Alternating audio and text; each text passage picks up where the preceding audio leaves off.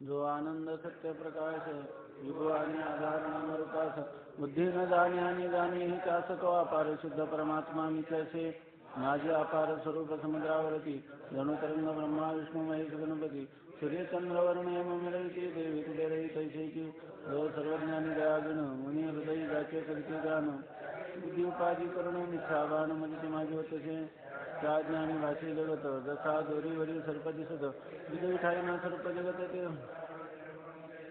पुण्यपुरुषी सदैव निष्काम बोध प्राप्ती कारणे भगवा राम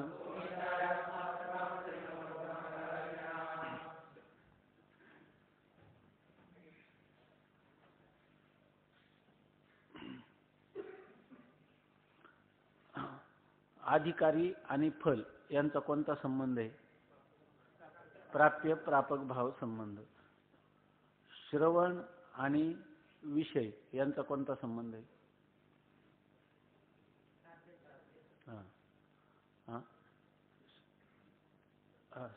साध्य काय आहे? सांगा. जीव ब्रह्म ऐक्य ज्ञान हे काय आहे? साध्य. आणि त्याचं साधक कोण आहे? श्रवण करता, श्रवण करणारा पुरुष आहे की नाही. आणि ग्रंथ आणि विषय यांचा कोणता संबंध आहे? प्रतिपाद्य प्रतिपादक भाव संबंध. आणि ज्ञान आणि ग्रंथ यांचा कोणता संबंध आहे? जन्यजनक. असं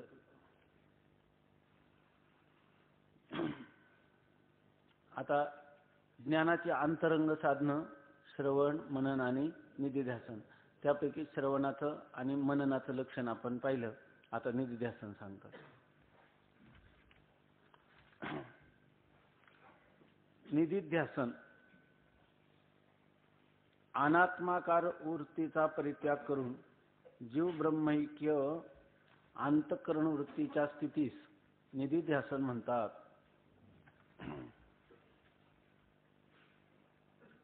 पाठीमाग एक थोडस मननाचं स्वरूप सांगताना आपण सांगितलं होतं काय की जीव ब्रह्माच्या अभेद निश्चयाला साधक युक्ती आणि जीव ब्रह्माच्या भेद निश्चयाला बाधक युक्ती अशा यौक्तिक अद्वैत ब्रह्मचिंतनास मनन असं म्हणतात. तर या संस्कृत विचारसागरामध्ये थोडीशी टिप्पणी दिलेली आहे. काल आपण साधारणतः पाहिलं, पण त्यांनी एकदम प्रत्येक प्रमाणानुसार कसं आपण चिंतन करावं याविषयी म्हणजे मननाचं स्वरूप काय ते सांगतात, उदाहरण देऊन सांगतात. आता तुम्ही काय म्हणता? जीव ब्रह्म ऐक्य ज्ञानाला साधक युक्ती म्हणजे जी ज्या प्रकारचा तर्क किंवा विचार आपण केला तर जीव आणि ब्रह्म यांची एकताच आहे असं वाटलं पाहिजे. आणि जीव ब्रह्माच्या भेदाला बाधक युक्ती म्हणजे ज्या युक्तीची किंवा ज्या तर्काच्या द्वारा आपल्याला असं सिद्ध झालं पाहिजे की जीव आणि ब्रह्म यांच्यामध्ये भेद असणं शक्य नाही. तर अशा प्रकारचे यौक्तिक चिंतन कसं? तर पहिलं सांगतात की अनुमान प्रमाण सांगतात. अनुमान प्रमाणाने आपण जीव आणि ब्रह्म यांचं ऐक्य कसं हे पाहायचं. तर ते म्हणतात जे जे सच्चिदानंद स्वरूप असतं, बरोबर, आपलं जे जे सच्चिदानंद स्वरूप असतं ते ब्रह्माहून भिन्न नसतं, बरोबर ना. जीव आणि ब्रह्माचा काय आहे? अभेद सिद्ध करायचा ना. मग ब्रह्म कसं आहे? सच्चिदानंद. मग त्याच्याचे जर ऐक्य सिद्ध करायचं झालं तर जे सच्चिदानंद असतं तेच ब्रह्म होईल ना. म्हणजे सच्चिदानंदाहून जे जे सच्चिदानंद रूप असतं ते ब्रह्माहून भिन्न नसतं, म्हणजे ब्रह्मरूप असतं, म्हणजे त्याचा ब्रह्माशी अभेद असाच अर्थ झाला की नाही. तर ते सांगतात. आणि जे सच्चिदानंद स्वरूप नाही, जे जे सच्चिदानंद स्वरूप नाही ते ते ब्रह्माहून भिन्न आहे असं सांगतात. जसं ईश्वर कसा आहे? सच्चिदानंद स्वरूप आहे म्हणून तो ब्रह्माहून भिन्न नाही. जीव सुद्धा कसा आहे? जो आनंद सत्य प्रकाश आहे की नाही. जीव सुद्धा सच्चिदानंद स्वरूप आहे म्हणून तोही ब्रह्माहून भिन्न नाही. म्हणजे याचाच अर्थ जीव कसा आहे? ब्रह्मरूप आहे. जीव आणि ब्रह्म यांचा अभेद आहे. जसं व्यावहारिक घटादी पदार्थ आहेत ते असद रूप आहेत की नाही. असद जड आणि दुःख रूप आहेत, बरोबर ना. घट ते जड आहे की नाही. त्यामुळे त्यांचा ब्रह्माशी कसा आहे? भेद आहे. पण जीवाचा ब्रह्माशी भेद नाही, कारण जीव ब्रह्मरूप का, तर जसं ईश्वर सच्चिदानंद रूप असल्यामुळं तो ब्रह्माशी ईश्वराचा अभेद आहे, त्याचप्रमाणे जीव सुद्धा तत्वतः लक्षार्थाने ब्रह्मरूप असल्यामुळं जीवाचा आणि ब्रह्माचा अभेद आहे. अशा प्रकारचं आपण काय केलं, तर्काने किंवा अनुमानाने जीव आणि ब्रह्माचा अभेद साधला. म्हणजे जीव ब्रह्माच्या अभेदाला साधक युक्ती केली आहे की नाही. कोणतं प्रमाण? हे अनुमान प्रमाण. जसं व्यवहारामध्ये अनुमान प्रमाण म्हणजे काय, की आपण म्हणतो की डोंगरावर अग्नी आहे की नाही, पर्वत हा काय वन्यमान, पर्वतो वन्यमान. का बरं? त्या ठिकाणी धूर दिसतो म्हणून. जिथं जिथं धूर दिसतो तिथं अग्नी असतो आहे की नाही. मग आता या ठिकाणी आपल्याला जिथं जिथं सच्चिदानंद रूपत्व तिथं तिथं ब्रह्मत्व. आणि जीव कसा आहे? सच्चिदानंद स्वरूप, म्हणून तो काय आहे? ब्रह्म आहे. हे तर्काने आपण सिद्ध केलं. आता दुसरी आहे उपमान प्रकार, उपमान प्रमाण. त्या उपमान प्रमाणाने आपण चिंतन केलेले काय, गो सदृश गवय. एका माणसाला गवई नावाचा प्राणी आहे, तो त्याला माहित नव्हता कसा असतो. दुसऱ्याने त्याला सांगितलं की गो सदृश गवय, गायी सारखाच हा प्राणी असतो. गायी नाही पण गायी सारखा.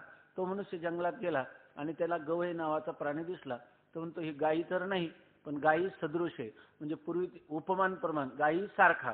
त्या उपमान प्रमाणाने त्याला त्या गवयाचं ज्ञान झालं की नाही. कोणत्या प्रमाणाने? उपमान प्रमाणाने. आपल्याला जीव ब्रह्माचा अभेद कशाने सिद्ध केला? अगोदर अनुमान प्रमाणाने. आता उपमान प्रमाणाने सांगतात. उपमान प्रमाणाने जर पाहायचं झालं तर जसं घटाकाश आणि मठाकाश, यामध्ये घटाकाश आणि मठाकाश यामध्ये भेद आहे की नाही? आकाशामध्ये भेद आहे का? तो भेद आहे, पण कशामुळं घटाकाश आणि मठाकाश असं आपण म्हणतो? हा भेद झाला कशामुळं? घट आणि मठ या उपाधीमुळं तो भेद झालेला आहे. पण उपाधीमुळे जो भेद झालेला असतो तो खरा असतो का? नसतो. भेद खरा असतो का? अभेदच खरा असतो आहे की नाही. उपाधीमुळे फक्त घट ही उपाधी लागली म्हणून घटाकाश हे एकाच आकाशाला नाव आलं. मठ ही उपाधी लागली म्हणून एकाच आकाशाला मठाकाश असं नाव आलं. परंतु जर घट आणि मठ ह्या दोन उपाधीचा बाद केला तर मूळचा आकाश काय आहे? एकच आहे. म्हणजे घटाकाश आणि मठाकाशामध्ये अभेदच आहे. उपाधी वाचून त्याच्यामध्ये भेदाची सिद्धी होत नाही. तसंच या ठिकाणी जीव आणि ईश्वर यांच्यामध्ये काय आहे? या जर पाहिलं तर जीवाची उपाधी आहे अज्ञान किंवा अविद्या आणि ईश्वराची उपाधी आहे माया. आणि दोन्ही उपाधी कशा आहे? कल्पित. कल्पित म्हणजे त्या उपाधी अगोदर नव्हत्या, नंतर नाही, आणि मधल्या काळात दिसतात तेव्हाही नाहीच आहे. त्या खोट्या आहेत, मिथ्या आहेत. त्यामुळे मिथ्या उपाधीमुळं वाटलेला जो भेद तो सुद्धा कसा आहे? मिथ्या. तत्वतः म्हणजे वास्तवता पाहिलं, वस्तुस्थितीनं पाहिलं तर त्यांच्यामध्ये काय आहे? अभेदच आहे. जसं या ठिकाणी घटाकाश आणि मठाकाशाचं उदाहरण घेतलं म्हणजे उपमान प्रमाण आहे की. जसं घटाकाश आणि मठाकाश यांच्यातला भेद हा उपाधीकृत आहे, तत्वतः नाही. त्याप्रमाणे जीव आणि ब्रह्माचा भेद उपाधीमुळं आहे. तुका म्हणे कैची किंवा कोठे जीव निराळा. तो उपाधीमुळं भेद आहे, तत्वता नाही. कोणत्या प्रमाणाने कळलं? उपमान प्रमाणाने कळलं. आता दुसरं अर्थापत्ती प्रमाण. अर्थापत्ती प्रमाण म्हणजे आपलं चिंतन केलं होतं कसं? कोणतं? पिनो देवदत्ता दिवानं भुंगते. आपल्या समोर देवदत्त नावाचा एक मुलगा आला आणि त्याच्याबरोबर एक त्याचा मित्र आला. तो देवदत्त शरीराने लठ्ठ आहे आणि त्यांनी सांगितलं की हा पिना हा पुष्ट किंवा लठ्ठ देवदत्त हा दिवसा जेवत नाही. पिनो देवदत्ता हा दिवा न भुंगते, दिवसा जेवत नाही. तर आपण काय समजतो? आपण असा विचार करतो की हा तर लठ्ठ आहे आणि लठ्ठता कधी राहू शकते? जर भरपूर जेवण केलं तर. आणि हा तर दिवसा जेवत नाही आहे की नाही. दिवसा जेवत नसताना हा लठ्ठपणा राहिला कसा? याचा अर्थ पिनो देवदत्ता रात्र भुंकते. लठ्ठ देवदत्त हा रात्री भुंकत असला पाहिजे आहे की नाही. याच्यामध्ये भुंकते म्हणजे खात असला पाहिजे नाही का, रात्री खात असला पाहिजे. बरं, आपण केलेलं हे जे अनुमान आहे किंवा हे जे अंदाज आहे हा बरोबर आहे की नाही? बरोबर आहे. तर तो कोणत्या प्रमाणाने? लठ्ठपणाचं कारण जर दिवसा जर जेवत नसेल तर रात्रीचं जेवण, याला संपाद्य संपादक भाव म्हणतात.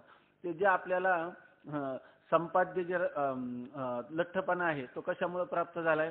संपादक असणारे रात्रीचं जेवण, याच्यामुळे आपलं काय झालं, बरोबर आलं आहे की नाही. ज्या अर्थी रात्री दिवसा जेवत नाही त्या अर्थी रात्री जेवत असला पाहिजे. हे ज्ञान आपलं अबाधित आहे का बाद होणार आहे? अबाधित आहे, खरं ठरणारं ज्ञान आहे. पण हे ज्ञान आपल्याला झालं कसं, या संपाद्य संपादक भावावरून.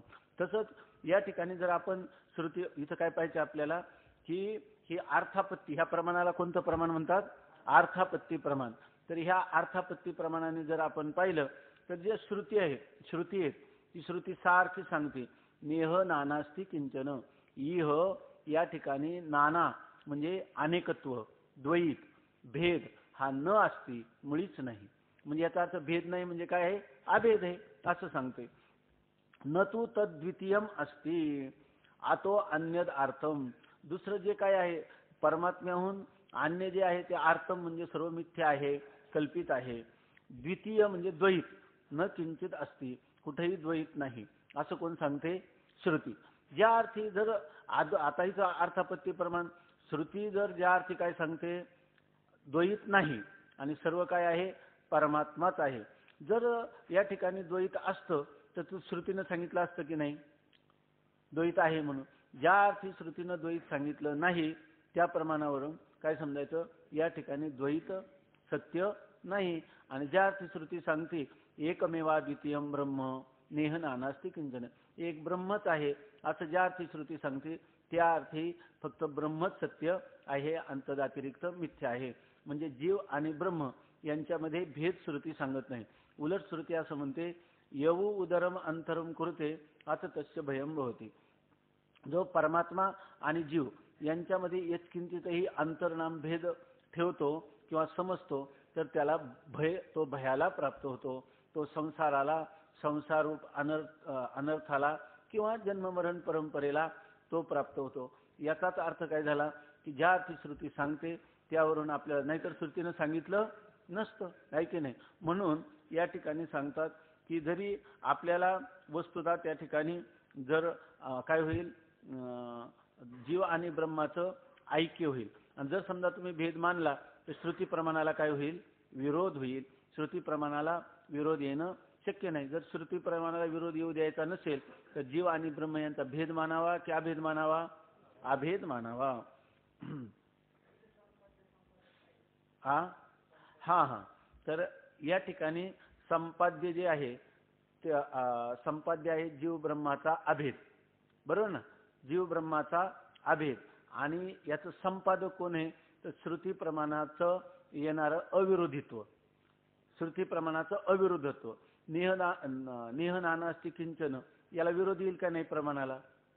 या ठिकाणी तर श्रुती सांगती नेह नानास्ति किंचन आणि तुम्ही काय म्हणता, भेद, आहे की नाही. मग जर अभेद जर साधायचा असेल तर काय करायला लागेल, श्रुती प्रमाणाला विरोध येता कामा नाही. मग तुम्हाला असं म्हणावं लागेल की श्रुती काय सांगते, तत्वमसी, श्रुती प्रज्ञानम ब्रह्म, किंवा श्रुती सांगते नेह नानास्ति किंचन, किंवा यथा आता आतो अन्यद अर्थम. ह्या प्रमाणावरून तुम्हाला काय म्हणावं लागेल, श्रुतीचं अविरोध, त्या अविरोधाला धरून तुम्हाला या ठिकाणी जीव आणि ब्रह्माचं अभेद संपाद्य आहे, है की नाही. आणि संपादक कोण आहे, श्रुती प्रमाणाचं अविरोधित्व. ठीक आहे ना.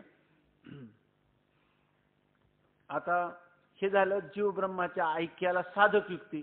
त्यामुळे आपल्याला काय वाटायला लागलं, जीव आणि ब्रह्माचा अभेद शक्य आहे असं वाटलं, आहे की नाही.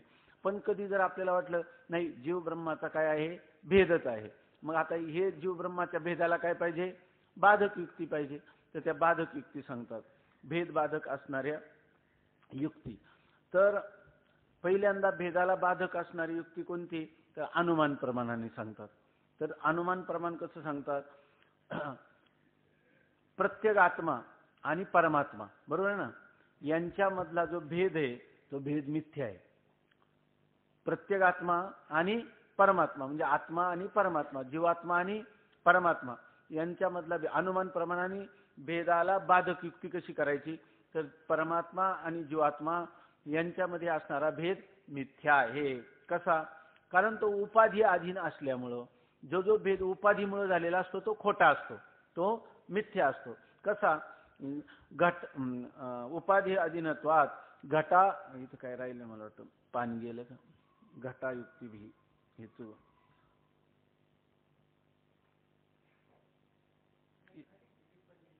हा हा हा घटाकाश मठाकाशयो भेदवत, बरोबर. तर या ठिकाणी घटाकाश आणि मठाकाश याचा जो भेद आहे तो मिथ्या आहे की नाही? कारण तो कशामुळे झालेला आहे? उपाधीमुळे. आणि उपाधीमुळे झालेला भेद मिथ्या असतो. घटाकाश आणि मठाकाश याच्यामुळे झालेला भेद मिथ्या आहे. कशामुळं? तर घट आणि मठ या उपाधीमुळे झालेला आहे. आणि उपाधीमुळे झालेला जो भेद असतो तो मिथ्या असतो. तसंच या ठिकाणी जीव आणि परमात्मा यांच्यामधला भेद कशामुळे झालाय? अज्ञान आणि माया या उपाधीमुळे झालेला आहे. आणि उपाधी कशा आहेत? मिथ्या आहे. मिथ्या उपाधीमुळे झालेला भेद कसा आहे? मिथ्या आहे. आणि अभेदच काय झाला? सत्य. मग या ठिकाणी जीव आणि ब्रह्म यांच्या भेदाला बाधक अशा प्रकारची युक्ती झाली आहे की नाही? कशाच्या द्वारा? घटाकाश आणि मठाकाश यांच्याद्वारा. आणि जे औपाधिक नसतं ते मिथ्या नसतं. ब्रह्म हे औपाधिक आहे का?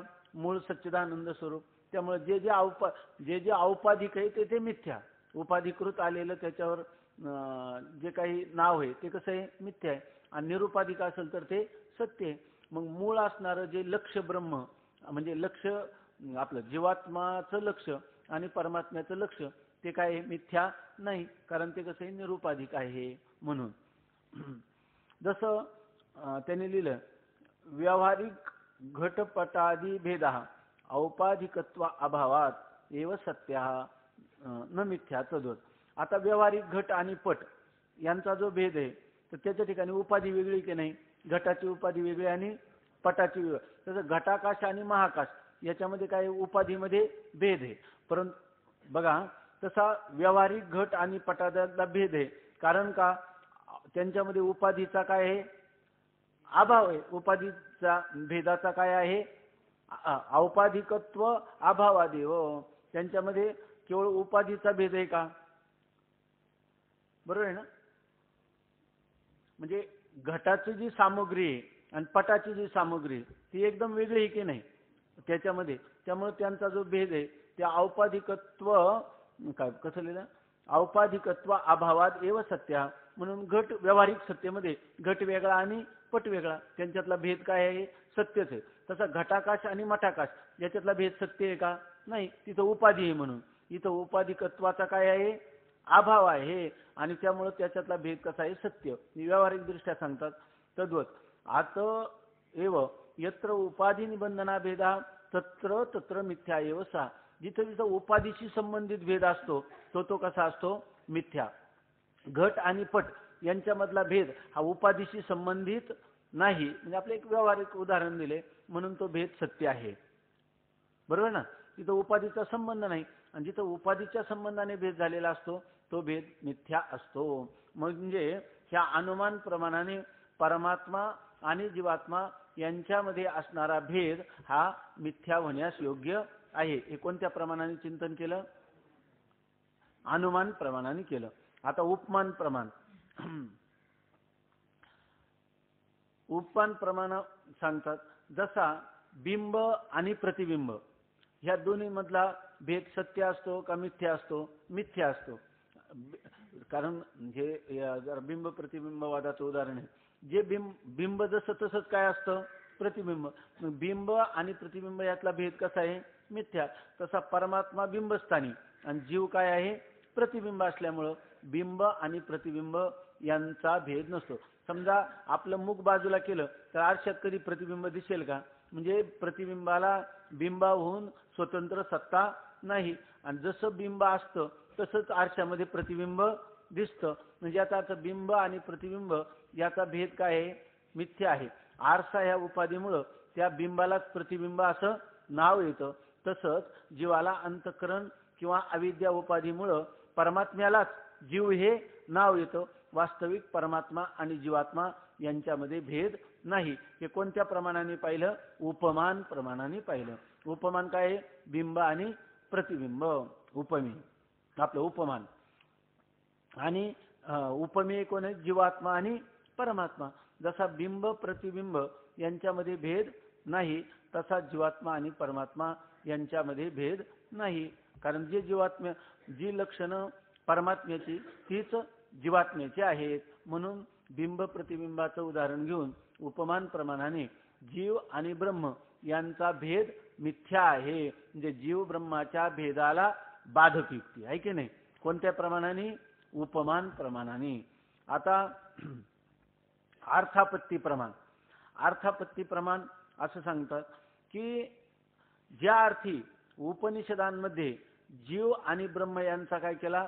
अभेद निश्चय सांगितला. तत्त्वमसी, ते तूच आहेस. अयम आत्मा ब्रह्म, प्रज्ञानम ब्रह्म, अहम ब्रह्मास्मी. यामध्ये जीवात्मा आणि परमात्म्याचा वेदाने किंवा उपनिषदाने अभेद सांगितला. जर तुम्हाला जीवात्मा आणि परमात्मा यांच्यामध्ये जी प्रतीती येते ती भेदाची प्रतीती येते की नाही? मग जर जीवात्मा आणि परमात्मा यांच्यामध्ये प्रतीतीला येणारा भेद जर मिथ्या नसता, म्हणजे जर तो सत्य असता, तर महावाक्याने त्याचा अभेद सांगितला नसता. आणि महावाक्य ज्या अर्थी त्याचा अभेद सांगतो त्या अर्थी आपल्या प्रतीतीला येणारा भेद हा काय आहे? मिथ्या आहे. म्हणजे अशा रीतीनं याला म्हणतात अर्थापत्ती प्रमाण आहे की नाही. ज्या अर्थी श्रुतीनं जीव आणि ब्रह्म यांचा महावाक्याच्या द्वारा ऐक्य सांगितलं, त्या अर्थी जीव आणि ब्रह्माची एकताच आहे.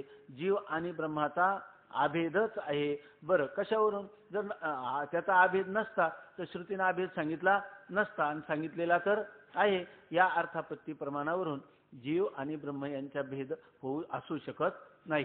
म्हणजे ही कोणती युक्ती झाली? जीव आणि ब्रह्माच्या भेदाला बाधक, जीव आणि ब्रह्म यांच्या भेदाला बाधक युक्ती झाली. आता अनुपलब्धी प्रमाण, ज्याला अभाव प्रमाण आपण म्हणतो. आता या ठिकाणी घट नाही आहे की नाही, पण ज्ञान झालं की नाही? घट नाही याचं तरी ज्ञान झालं की नाही? म्हणजे कोणत्या प्रमाणाने? त्या घटाची या ठिकाणी अनुपलब्धी, म्हणजे घट इथं उपलब्ध नाही. पण हे तुम्हाला जेव्हा सांगितलं की काय, अत्र भूतले घटो नास्ति, या ठिकाणी भूतलावर घट नाही, तरी घट नाही हे ज्ञान झालंच की नाही? कोणत्या प्रमाणाने? घटाचा या ठिकाणी अभाव आहे, म्हणजे अभाव सुद्धा एक काय झालं? प्रमाण, किंवा त्यालाच अनुपलब्धी असं म्हणतात. ह्या अनुपलब्धी प्रमाणाने तुम्हाला ज्ञान झालं. तसंच या ठिकाणी सांगतात की अनुपलब्धी प्रमाणाने देखील जीव आणि ब्रह्म यांचा भेद मिथ्या आहे असं कळतं. कसं? ते सांगतात की जागृत आणि स्वप्नावस्था, बरोबर आहे ना? जागृत आणि स्वप्नावस्था ह्या ज्या उपाधी आहे, त्या उपाधी जेव्हा असतात तेव्हा जीव आणि ब्रह्माचा भेद आपल्याला प्रतीतीला येतो. बघा, जागृत आणि स्वप्न आहे की नाही, ह्या दोन उपाधी आहेत. जागृत अवस्था की ज्या अवस्थेमध्ये इंद्रिय आणि विषयांचा संबंध होऊन आपल्याला व्यवहार होतो, त्याला जागृत अवस्था म्हणतो आहे की नाही. आणि स्वप्नामध्ये ही इंद्रिय नसतात, पण कल्पित इंद्रिये काय करतात?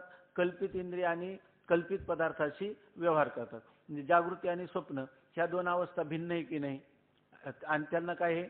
प्रत्येकाला उपाधी वेगळी आहे. जागृतीची उपाधी आहे स्थूल शरीर, बरोबर ना? आणि स्वप्नाची उपाधी आहे सूक्ष्म शरीर, बरोबर? ह्या उपाधीमध्ये भेद आहे की नाही? लक्षात येत आहे ना? तर जागृत आणि स्वप्न यांच्यामध्ये उपाधी असतात. तर उपाधी जेव्हा असते तेव्हा जीव आणि ब्रह्माचा भेद आपल्याला प्रतीतीला येतो.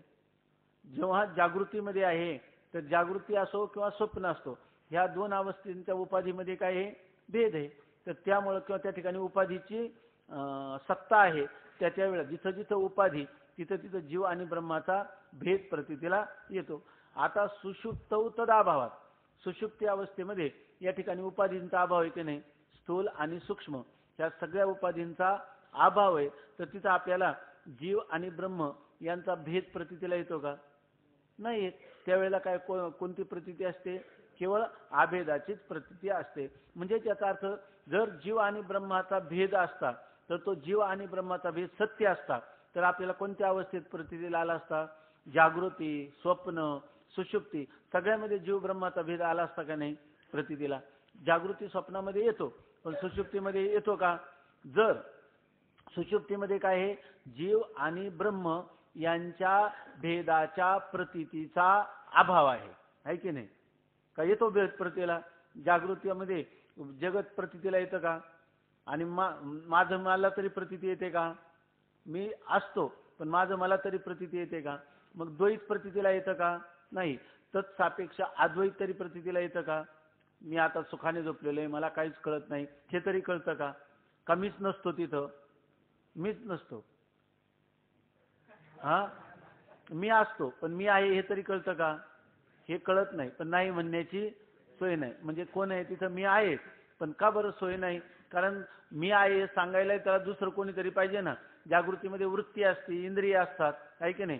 स्वप्नामध्ये कल्पित इंद्रिय असतात, कल्पित पदार्थ असतात, काहीच नाही त्या ठिकाणी.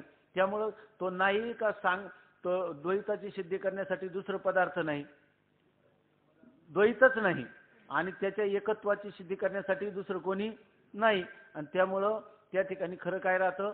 अद्वैतच राहतं. म्हणजे इथं सांगितलं, जीव ब्रह्माचा जर भेद सत्य असता तर तो फक्त जागृती स्वप्नामध्ये प्रतीला आला असता का सुषुप्तीमध्येही आला असता? सुषुप्तीमध्ये देखील आला असता. पण सुषुप्तीमध्ये ज्या अर्थी प्रतीती होत नाही, कारण सत्य पदार्थ म्हणलं का तिन्ही कालात त्याची प्रतीती आली पाहिजे. तर या ठिकाणी जीव आणि ब्रह्म यांच्या भेदाची प्रतीती तिन्ही कालात येते का फक्त दोनच कालात येते? हा, ज्या वेळेला जागृत आणि स्वप्नाची उपाधी आहे त्याच वेळेला येते. सुषुप्तीमध्ये भेदाची प्रतीती येत नाही. याचाच अर्थ भेद सत्य नाही. मग सत्य काय आहे? अभेदच सत्य आहे. जेव्हा तुम्ही म्हणा अभेद तरी कसा? अहो, जेव्हा स्वप्न पडतं तेव्हाही मी आहे, जेव्हा जागृती तेव्हाही मी आहे, सुषुप्तीमध्येही मी आहे, समाधीमध्ये मी आहे, मूर्छेमध्ये मी आहे, जन्माच्या पूर्वी मरणानंतर मी आहे. ऐक ना, जागृतीमध्ये, स्वप्नामध्ये, सुषुप्तीमध्ये कधी कधी आपण नाही असा कोणता काळ आहे? कोणताही काळ नाही. याचा अर्थ जे एक मी नावाचा जो पदार्थ आहे त्यालाच काय म्हणायचं? अद्वैत रूप आहे, तो अद्वैत स्वरूप आहे, तो निर्विकार आहे, एक रूप आहे, आहे की नाही? मग ह्या काय झाल्या? द्वैताला बाधक अशा प्रकारच्या युक्ती झाल्या, बरोबर ना? याला काय म्हणायचं? जीव आणि ब्रह्माच्या ऐक्याला साधक युक्ती आणि जीव ब्रह्माच्या भेदाला बाधक युक्ती, असं हे काय झालं आपलं? यौक्तिक अद्वैत ब्रह्म चिंतन. आणि याला श्रवण असं म्हणतात, आहे की नाही? हा, याला मनन असं म्हणतात, आहे की नाही? तसं ऐकायचं नाही. स्वामी महाराज गोष्ट सांगायचे. एक मुलगा मुंबईहून आला होता आणि त्याच्या शेजारचा मित्र पण मुंबईला होता. तेव्हा तो मुंबई काही दिवस राहिला. त्याने आदल्या दिवशी त्या मित्राच्या वडिलांना सांगितलं, तुमचा काही निरोप वगैरे द्यायचा असेल तर तुम्ही माझ्याजवळ सांगा, मी त्याला सांगेल. तेव्हा सकाळी तो सामानाची आटोप करत असताना ते मुलाचे वडील गेले आणि त्याला सांगितलं की तू आज जात आहेस तर एवढा निरोप सांग त्या रामाला की तुझ्या ताईचं लग्न जमलं. हा, तो म्हणला सांगतो. हा, ते म्हणून त्याला सांग काही पैसे पाठवून दे. हा, सांगतो.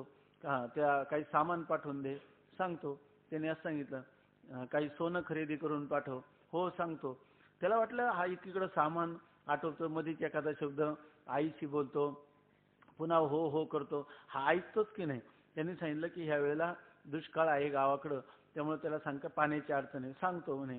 आणि त्याला सांगतो तुमच्या घरापुढं जी विहीर आहे तर ती विहीर पण येताना घेऊन ये. तो म्हणला सांगतो म्हणला. आता याचं मन लावून लक्ष नव्हतं. तर इथं कशाला श्रवण म्हणतात, कशाला मनन म्हणतात? उलट आपण इतकं दक्ष असलं पाहिजे की बोलण्यात चूक झाली तर लगेच माझी दुरुस्त करायची, इतकं आपण सतर्क असलं पाहिजे म्हणून सांगितलं. बोलण्यात चुकून जातं कधी तर बस, चुकलं तरी लगेच दुरुस्त करायचं.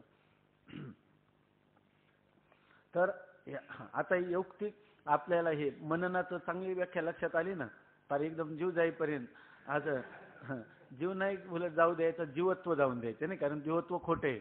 जीव खरा आहे ना लक्षार्थाने, जीव जातच नसतो, आहे की नाही? तो परमात्मा रूप असतो. तो कसा जाईल, आहे की नाही? गेलं तर काय जाईल?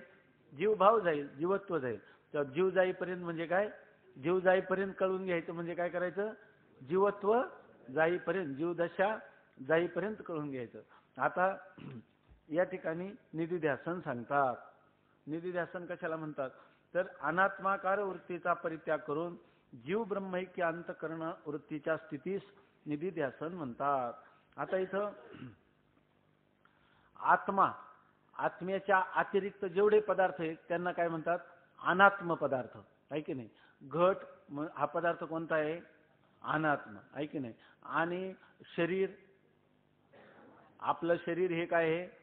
अनात्म आहे. तो काय आत्मा नाही, मी नाही, आहे की नाही. देह म्हणजे मी नाही, मन अनात्म, आहे की नाही. मग आत्मरूप कोणकोणते पदार्थ आहेत? किती पदार्थ आहेत? एकच आहे. कोणता आहे तो? आत्मा. आत्मा सोडून दुसरा कोणताच पदार्थ सत्य नाही, त्रिकाला बाधित नाही, आहे की नाही. मग आत्म्याला सोडून, आत्मा अतिरिक्त सर्व पदार्थांना काय म्हणायचं? अनात्म पदार्थ. आता झोपेत आपण असलो तर या अनात्मकार पदार्थ असतात का नसतात? झोपेत आपण गेलो सुषुप्ती अवस्थेमध्ये, समाधीचा तर आपल्याला अनुभव नाही, पण आपण सुषुप्ती अवस्थेमध्ये जेव्हा असतो तेव्हा हे अनात्म पदार्थ असतात की नसतात? नसतात. असं ज्या वेळेला आपण झोपे जातो तेव्हा समोर असणारं पुस्तक नसतं, असतं ना, आहे की नाही. पण असलं तरी निद्रिताच्या शेजेशी सापतैशी उर्वशी, असून नसल्यासारखे. पुन्हा आपण जाग झालो की या पुस्तकाचं आपल्याला काय होतं? ज्ञान होतं. आणि पुस्तक कसं आहे? अनात्मा आहे की नाही. पुस्तक कसं आहे? अनात्मा. म्हणजे पुस्तक असलं तरी पुस्तकाचं ज्ञान व्हायचं असेल तर आपल्याला काय करावं लागते? ह्या पुस्तकाच्या आकाराची वृत्ती करावी लागते. म्हणजे या पुस्तकाचं ज्ञान करून घेताना आपण चिंतन केलेलं आहे, धावतं पुढे येणारच आहे, परंतु आपण पदार्थ ज्ञानाची वृत्ती पाहिली. कोणत्याही पदार्थाचं ज्ञान होताना अंतकरणाची वृत्ती त्या पदार्थापर्यंत जाते. झालंय ना आपलं. आणि त्या पदार्थाच्या वर दोन आवरण असतात, एक अंधाराचं आणि दुसरं अज्ञानाचं. अंधाराचं आवरण प्रकाशाच्या साह्याने दूर होतं आणि अज्ञानाचं आवरण वृत्ती दूर करते, नाही का. जेव्हा त्या आकाराची वृत्ती होते याचाच अर्थ ती वृत्ती काय करते? त्या अज्ञानाचा आवरणाचा भंग करते. आणि त्या वृत्तीमध्ये काय असतं? चैतन्याचं प्रतिबिंब. त्याला नाव काय आहे? चिदाभास, आहे की नाही. तो चिदाभास काय करतो? त्या पदार्थाचं ज्ञान करून देतो. विसरलं का पदार्थ ज्ञानाची रीती? नाही ना. विसरले असली तर पुन्हा आता साधारणपणे लक्षात घ्या. आणि जरी नाही आली तर थोडा वेळ खुशाल शांतपणे झोप घ्या, चौथ्या तरंगात येणारच आहे. त्यामुळं पुढच्या व्याख्यानाला सावध व्हायचं, आहे की नाही. काय हरकत नाही, ते पुढे येणारच आहे. ठीक आहे. आता झालं तर चांगलीच गोष्ट आहे, नाही तर थोडा वेळ डुलकी घ्यायची, फ्रेश व्हायचं पुन्हा, आहे की नाही. उत्साही व्हायचं पुढच्या चिंतनाला. तर आपल्याला तो चिदाभास जो असतो तो काय करतो? हा घट आहे असं ज्ञान करून देतो. पहिल्यांदा त्या घटावर अंधकाराचं आवरण असतं, सूर्यप्रकाशाने ते दूर होतं. नंतर अंतकरणाची वृत्ती नेत्रेंद्रियाद्वारा त्या घट देशापर्यंत जाते आणि त्या घटावर असणारं अज्ञानाचं आवरण दूर होते. आणि त्या वृत्तीमध्ये असणारा जो चिदाभास तो चैतन्याचा आहे, त्यामुळे तो हा घट आहे असं ज्ञान करून देतो. बरोबर ना. अशी पदार्थ ज्ञानाची रीती आहे. तेव्हा आपली जी वृत्ती आहे ती वृत्ती काय? नेहमी जसं पाणी वरच्या दिशेला जातं, आहे की नाही. कसंही पाणी जरी आपण हे केलं तर ते काय होतं? वरती जातं. का खालारा धावे पाणी? खालारा धावे पाणी, आहे की नाही. पाणी नेहमी खालीच धावतं. त्याप्रमाणे वृत्ती जी आहे ती वृत्ती कुठं जाते? अनात्म पदार्थांकडे जाते, आहे की नाही. आपली वृत्ती कधी, कालच आपण सांगितलं की सगळी इंद्रियांची द्वारं कुठे आहेत? बाहेर आहे. म्हणून तो भक्त म्हणतो का देवा माझी काही चूक नाही, मी बहिर्मुख जाणारच, कारण तूच अशा प्रकारची चूक केली शरीर रचनेमध्ये, आहे की नाही. माझ्या सगळी इंद्रियांची द्वारं कुठं केली? बाहेर केली. परांची खाणी व्यतृणच स्वयंभू तस्मात परान पश्यती नांतरात्मन, आहे की नाही. सगळे बाहेरच आहे की नाही. प्रत्येक डोळे कान बाहेर आहे, म्हणून मी बाहेर धावतो असं तो म्हणतो. तर आपल्याला काय चाललंय की आपली वृत्ती जी आहे ती बहिर्मुख स्वाभाविकपणे होते आणि बाहेर असणारे जे विषय त्या विषयाच्या आकाराचे होते. आणि सगळे विषय कसे आहेत? अनात्मा आहेत. आत्मा येते, मग आपली वृत्ती काय होते? अनात्माकार. मग जर आत्मा कुठे आहे? ह्या अंतःकरण वृत्तीचं अधिष्ठान म्हणून माग आहे. आणि त्या अंतःकरणाच्या अधिष्ठानाकडे न पाहता जर त्या अंतःकरणाची वृत्ती म्हणजे अंतःकरणाचा परिणाम जर बाहेर गेला इंद्रियांच्या द्वारा तर कोणाचा आकार धारण करेल? अनात्माकार होईल. म्हणजे ती वृत्ती काय होईल? अनात्माकार. मग त्या वृत्तीला त्या वृत्तीचा अधिष्ठान, आहे की नाही, त्याचं जर ज्ञान व्हायचं असेल तर तिला काय मागं वळलं पाहिजे, आहे की नाही. मागं वळून ती मी देह आहे म्हणजे अनात्मा पदार्थ आहे की नाही. मी देह आहे म्हणेल तर कोणाला पाहते ती अनात्माकार होते आहे की नाही. मी देह आहे म्हणेल तर काय होईल अनात्माकार. हे मी ब्राह्मण आहे म्हणेल तर अनात्माकार आहे की नाही. बरोबर आहे ना. हे जगत आहे ते सत्य आहे अशी त्या जगताच्या आकाराची होईल तर कशाच्या आकाराची होईल अनात्माकार. मग जसं परवा आपण चिंतन केलं होतं मोठेचे बैल माहिती आहे ना. मोठेचे म्हणजे मोठे आडनाव नाही. मोठ नावाचा पाणी काढण्याचा पूर्वी एक काय साधन होतं आहे की नाही. आता ते चित्रात काढून दाखवावं लागेल कारण आता मोठा राहिल्या नाही तर त्या म्हणून ते जे मोठेचं पाणी आहे तर ते मोठेचं पाणी जर त्या बैलांना प्यायचं झालं तर त्यांना काय करावं लागेल. त्या थारोळ्यात पाणी असतं ना मागं विहिरीत पाणी असतं. प्यायचं झालं तर त्यांची तोंड कुठं असतात मोठेच्या बैलाची. तो शेतकरी त्यांना विहिरीच्या थारोळ्याच्या विरुद्ध दिशेने हाकतो ना तेव्हा ते पाणी विहिरीच्या थारोळ्यात येऊन पडतं. आता त्यांना जर तहान लागली तर त्यांना पाणी कसं पिता येईल जेव्हा ते पाठीमागं तोंड करतील तेव्हा. तसं अनात्माकार वृत्ती ज्या वेळेला होते तर तिला कधी त्या अनात्माकार वृत्तीला त्या मूळ असणाऱ्या आत्म्याचा आनंद भोगता येईल का नाही. त्या वृत्तीला जी बहिर्मुख झाली ती अंतर्मुख झाली पाहिजे आहे की नाही. बैलांना थारोळ्यातलंच पाणी प्यावं लागेल. तुम्ही म्हणाल मग खरं तर विहिरीतलं प्यायला पाहिजे पण विहिरीत तोंड पुरणार नाही म्हणून आपण काय करायचं थारोळ्यातलं पाणी आहे की नाही. खरा मूलभूत स्रोत कुठे आहे विहिरीत. तर अशी शंका नाही करायची. आपला विषय समजण्यापुरतं. तर आपली जी अनात्माकार वृत्ती होते आहे की नाही तर आणि हा प्रवाह सारखा आहे आपला. प्रत्येक वृत्ती उठली की ती काय करते अनात्म्याला विषय करते अनात्म्याला जाणते म्हणजे अनात्म्याच्या आकाराची होते. तेव्हा या ठिकाणी अनात्माकार जी वृत्ती आहे तिचा परित्याग करायचा. मग अनात्माकार वृत्ती होऊ न देता आतमध्ये त्या वृत्तीचं अधिष्ठान म्हणजे अंतःकरण आहे ना. ते अंतःकरणचा अधिष्ठान कोण आहे आत्मा. अधिष्ठान कशाला म्हणतात ज्याच्यावर खोटा पदार्थ भासतो त्याला म्हणतात अधिष्ठान. रज्जूला अधिष्ठान नाव का आलं रज्जूवर सर्प हा खोटा पदार्थ भासतो. मग आपल्याला त्या अंतःकरणाला ज्ञान कोणाचं करून घ्यायचंय आत्म्याचं. मग ते आत्मा ज्याच्यावर आपलं ज्या आत्म्यावर ते अंतःकरण कसं आहे अध्यस्त आहे खोटं आहे मिथ्या आहे भासमान आहे त्या अंतःकरणाने त्या अनात्माकार वृत्तीऐवजी काय केली पाहिजे आत्माकार वृत्ती केली पाहिजे. अनात्माकार वृत्ती झाली की तिचा परित्याग करायचा तिला मागं वळवायचं आणि ती कोणत्या आकाराची करायची मी सच्चिद आनंद अद्वैत स्वरूप आत्मा आहे असं समजणं. याला म्हणायचं त्या अनात्माकार वृत्तीचा परित्याग करून आत्माकार वृत्तीचा त्यांनी लिहिले त्या अनात्माकार वृत्तीचा परित्याग करून जीव ब्रह्मैक्य. जीव ब्रह्मैक्य म्हणजे जीव आणि ब्रह्म यांच्यामध्ये एकताच आहे. जीवाचं लक्ष स्वरूप आणि ब्रह्माचं किंवा परमात्म्याचं लक्ष स्वरूप काय आहे एकच आहे आणि ते एकच आहे सच्चिद आनंद स्वरूप. आणि त्याच्यामध्ये वृत्तीची स्थिती करायची म्हणजे अंतःकरण वृत्ती वारंवार त्याच्यामध्ये स्थिर करायची आणि तिच्यावर कोणताही देह इंद्रिय किंवा जगत ह्या अनात्मकार वृत्तीचा परित्याग करून जीव आणि ब्रह्म यांचं काय आहे एकता म्हणजे केवळ एकच वस्तू आहे आत्माच आहे अशा आत्माकार वृत्तीचा काय करायचा प्रवाह. आणि तो कसा जशी तेलाची संतत धारा असते म्हणजे अखंडित खंड न होता तेलाची जशी धारा असावी त्याप्रमाणे अंतःकरणाची वृत्ती प्रत्येक वेळेला मी सच्चिदानंद ब्रह्म आहे म्हणजेच ब्रह्म आणि जीव यांचं ऐक्य आहे. अशा प्रकारच्या जीव ब्रह्मैक्याचे आपलं काय जीव ब्रह्मैक्य ही अंतःकरण वृत्तीची स्थिती बरोबर ना. जीव आणि मी सच्चिदानंद ब्रह्म आहे याचाच अर्थ काय जीव आणि ब्रह्माचं ऐक्य आणि हे कोणाच्या द्वारा केलं जातं अंतःकरण वृत्तीच्या द्वारा. अशी अंतःकरण वृत्तीची म्हणजे अंतःकरण म्हणजे आतलं साधन आहे. अंतःकरण वृत्ती म्हणजे त्या अंतःकरणाचा परिणाम आहे. अंतःकरणाचा परिणाम म्हणजे वृत्ती.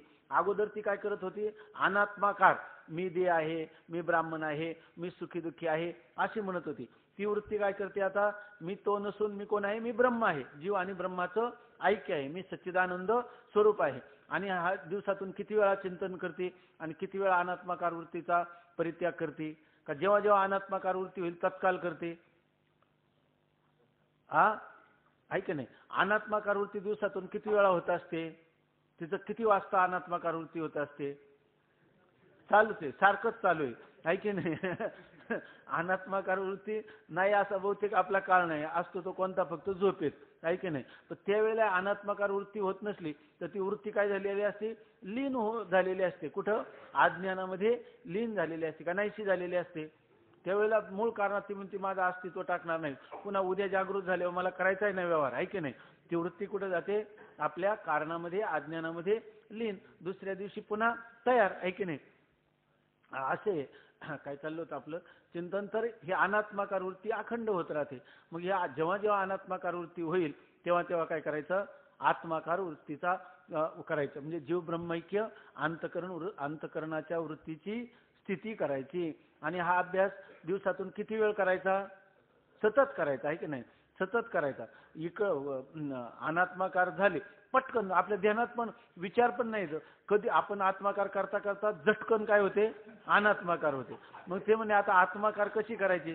स्वामी महाराज म्हणायचे झटकन अनात्माकार होते ना, मग पटकन आत्माकार करायचे आहे की नाही. आहे की नाही. आणि जितके जितके अनात्माकार होण्याच्या प्रयत्नात राहील तितके तितके आत्माकार करण्याचा प्रयत्न करायचा. कारण ही जी वृत्ती आहे निधी ध्यासनाची, जोपर्यंत आपण प्रयत्न करतो तोपर्यंतच राहते. प्रयत्न सुटला तर त्याचं न्हावी उठला आणि खुंट फुटला आहे की नाही. असं की जोपर्यंत, त्यासाठी उदाहरण सांगतात की काय, एखाद्या झाडाची फांदी आपण खाली ओढून धरली तर ती फांदी कुठपर्यंत राहील, जोपर्यंत आपण प्रयत्नपूर्वक तिला ओढून धरलं तोपर्यंत. सोडली का गेली आहे की नाही. तशी या ठिकाणी मुमुक्षूची स्थिती अशीच आहे. रात्रंदिन आम्हा युद्धाचा प्रसंग. अनात्माकार वृत्तीचा परित्याग करायचा आणि जीव ब्रह्मैक्य अंतकरण वृत्तीची स्थिती करतो न करतो तोच पुन्हा अनात्माकार वृत्ती आहे की नाही. पुन्हा अनात्माकार वृत्तीला इकडं आणलं की पुन्हा काय, अनात्माकार वृत्ती. मग आता हे कुठपर्यंत करायचं, तर असं प्रयत्न न करता स्वाभाविकपणे मी सच्चिदानंद रूप ब्रह्म आहे की नाही. आता मी असं जड दुःख रूप अशा प्रकारचा अनात्मा असणं शक्यच नाही. ही करता करता इतकी परिपक्व अवस्था होते की त्या ठिकाणी मी अनात्माकार वृत्तीचा परित्याग करतो याच्यामध्ये, आणि आता मी आत्माकार वृत्ती करतो. मी अशा प्रकारचं ध्यान करणार आहे, आत्म्याचं अखंड ध्यान करणारा मी आहे. तो आत्मा कसा आहे, सच्चिदानंद स्वरूप आहे. मी तो काय झाला माझा ध्येय आहे की नाही. मी त्याचं करणारा ध्यान, आणि मध्ये ही अंतकरणाची वृत्ती म्हणजे हे काय झालं आपलं, मी ध्यान करणारा ध्याता, ही अंतकरणाची वृत्तीमध्ये प्रमाण म्हणजे ही काय ध्यानरूप वृत्ती, आणि पुढं काय आहे ध्येय. अशी जी त्रिपुटी आहे ती मावळून जाते. या ठिकाणी असज्जड दुःखात्मक अशी अनात्माकार वृत्ती नाही, आणि सच्चिद आनंद अशा प्रकारचा असणारी आत्माकार वृत्ती नाही. परंतु त्या वृत्तीचा एकदम सूक्ष्म प्रवाह चाललेला आहे. त्यावेळेला ह्या त्रिपुटीची जाणीव नाही. त्यालाच म्हणतात निर्विकल्प समाधी. तिला म्हणतात निधी ध्यासनाची परिपक्व अवस्था. त्या निधी ध्यासनाच्या परिपक्व अवस्थेला म्हणतात समाधी. आणि ह्या समाधीमध्ये त्रिपुटीचं भान राहत नाही. अशा प्रकारचा हा साक्षात, त्याला काय म्हणतात साक्षात्कार. साक्षात्कार म्हणजे त्याला आता प्रयत्न करण्याची गरज नाही, प्रयत्न वाचून त्या वृत्तीची आवृत्ती चालू राहते, त्याला म्हणतात साक्षात्कार. मग साक्षात्कार आणि निधी ध्यासन यांच्यामध्ये काय फरक आहे, तर साक्षात्कारामध्ये प्रयत्न वाचून आपली वृत्ती जीव ब्रह्माच्या ऐक्याच्या अंतकरण वृत्तीची स्थिती असते आणि याच्यामध्ये करावी लागते. निधी ध्यासनामध्ये प्रयत्न आहे. आता त्या झाडाच्या फांदीप्रमाणे किंवा कुत्र्याचं शेपूट सरळ किती दिवस राहणार, जोपर्यंत नळीत आहे तोपर्यंत. नळी काढली की कुत्र्याचं शेपूट कायमचं सरळ राहतं. त्याप्रमाणे आहे की त्याप्रमाणे या ठिकाणी जीव ब्रह्मैक्य अंतकरण वृत्तीच्या स्थितीचा अभ्यास सुटला की वृत्ती पुन्हा अनात्माकार होत राहते. अशी जी स्थिती आहे हिला काय म्हणायचं, निधिध्यासनाची स्थिती. हे सगळं आपण समजावून घेतलं तर या ठिकाणी श्रवण मनन आणि निधिध्यासन एवढं आपल्याला कळलं. काही गोष्टी असं कळलं की भागून जातं आहे की नाही, कळलं की आपलं सर्व काम भागून जातं. म्हणजे तसं इथं केवळ कळल्याने चालेल का, ह्या गोष्टी ज्या आहेत तर ह्या आता ह्या ज्या व्याख्या आहेत आपण एकदम तंतोतंत सांगितल्या. कोणता, अनात्माकार वृत्तीचा परित्याग करून जीव ब्रह्मैक्य अंतःकरणाच्या वृत्तीच काय म्हणतात, निधिध्यासन असे म्हणतात. निधिध्यासनाच्या परिपक्व अवस्थेला समाधी असे म्हणतात. हे सगळ्या जरी व्याख्या पाठ केल्या तर ह्या काय अनुष्ठानात आणायचं, हे आपल्याला काय करायचंय आहे की नाही. हे नुसतं कळून घेऊन काही उपयोग नाही. रामकृष्ण परमहंसांनी दृष्टांत दिला की एक मुलाला पत्र आलं की आता सांगितल्याप्रमाणे पत्र आलं तुझ्या ताईचं लग्न जमलं. तर त्याला एवढा आनंद झाला त्याच्यामध्ये, आणि खाली लिस्ट होती की येताना एवढं एवढं सामान घेऊन ये, इतके पैसे पाठव, असं सोनं नाणं कपडे. तर त्याने वाचलं, इतका आनंद झाला त्याला, तर त्या पत्राची त्यांनी पारायणच केली एकदम. माझ्या ताईचं लग्न जमलं, हे घेऊन या. आणि पुन्हा शेजाऱ्या पाजाऱ्यांना दाखवायला लागला. इतका आनंद, ते लग्न जमलं होतं 17 तारखेला त्याचं, आणि 16 तारखेपर्यंत पारायण, आणि ज्याला त्याला पत्र दाखवतो असं. आता त्यांनी त्या पत्राची पारायण करायची का फक्त समजून घ्यायचा विषय, समजून घ्यायचा आणि जुळवाजुळव करायला लागायचं ना. आता कपडे, उद्या पैसे, ऐके नाही. तसं ह्या ज्या व्याख्या आहेत, श्रवण, मनन, निधिध्यासन, ह्या व्याख्या पाठ करण्याच्या आणि कीर्तनात, प्रवचनात, पाठात सांगण्याचे आहे का अनुष्ठान करण्याचे आहे.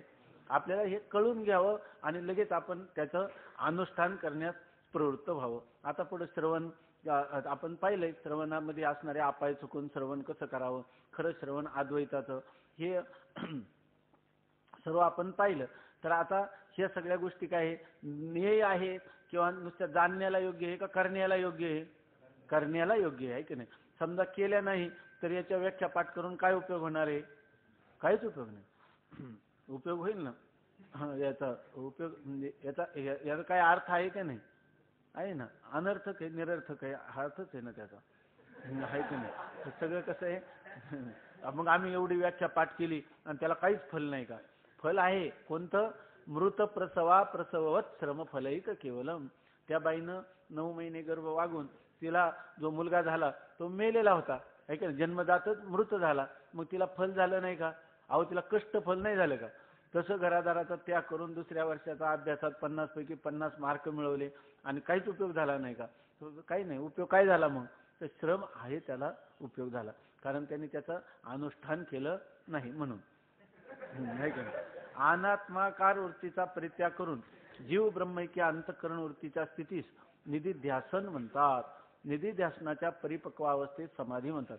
स्वामी महाराज म्हणायचे की अखंड निधिध्यासनामध्ये असायचे. शेवटच्या महाराजांनी जवळून पाहिले याच्यामध्ये, त्या अखंड, ते म्हणायचे की तुमच्या चेहऱ्यावर आनंद कसा दिसतो. आणि तुम्हाला जर विचारलं कुठे गेले तर तुम्ही म्हणता काही नाही, मित्राकडे गेलो, गप्पा मारल्या, पेपर वाचता, टीव्ही पाहता, रेडिओ ऐकता, टेप रेकॉर्डर आवडीचे ऐकता. तुम्हाला कसं मन रमतं? स्वामी महाराज म्हणायचे.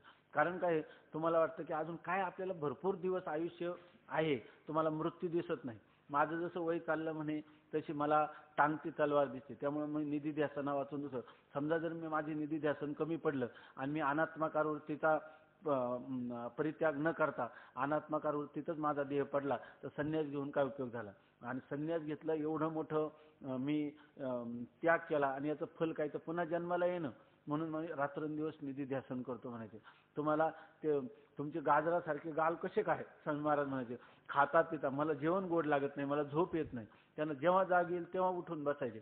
झोप यायला लागली तर वृद्धापकाळात देखील ते आसन घालून बसायचे आणि काय स्वतः डुलत बसायचे. अयम आत्मा, आत्माच ब्रह्मन, ब्रह्मच आत्मा, सहा अहम, अहम सहा. याला निधिध्यासन म्हणतात. हे निधिध्यासन याचं अनुष्ठान घडलं पाहिजे. म्हणून सांगतात की अनात्माकार वृत्तीचा परित्याग करून जीव ब्रह्मैक्य अंतःकरण वृत्तीच्या स्थितीस निधिध्यासन म्हणतात.